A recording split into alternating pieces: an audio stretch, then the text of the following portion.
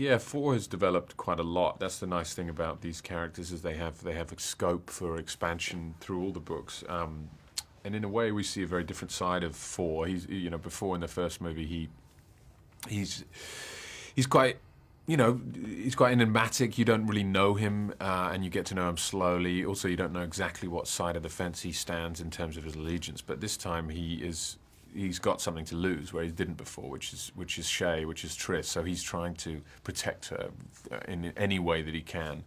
On top of that, his mother is introduced, Naomi Watts' character, who no one knew existed up until that moment, and the dynamics that creates.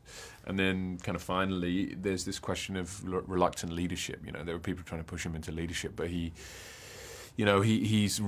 aware of the dangers that brings with it. Naomi was great. I mean, I think I was excited that she was joining for a long time. And she obviously would have had him for when she was about 7. But, she brings something really interesting because her natural energy is one of kind of majesty and, ethereal quality, but juxtaposed against a ruthlessness. So 4 doesn't trust her an ounce. I like the train sequence. You have a huge chase sequence followed by what you think is going to be a rest, but it turns into a giant kind of fight sequence on a train where people are being thrown off, and then eventually there's a big reveal, which is the fact that his name is Tobias Eaton and they've been looking for him. There's definitely a familiarity, and I think it's good to come back and have that rapport and have that shorthand, but at the same time, you need to be reticent in the fact that you're trying to make the best film you can. So you're always reminding yourself that not to slacken too much.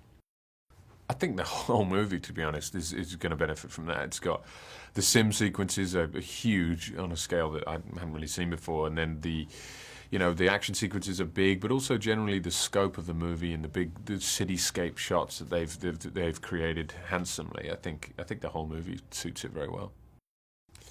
I think their relationship is very unique, and that's what drew me to the story in the first place. They're singularly devoted to each other, but then they are growing and changing as characters as the movies develop and as they develop as people. And it's also two people thrown together in a time of deep war and deep unrest, and I think it's kind of interesting what that brings with it.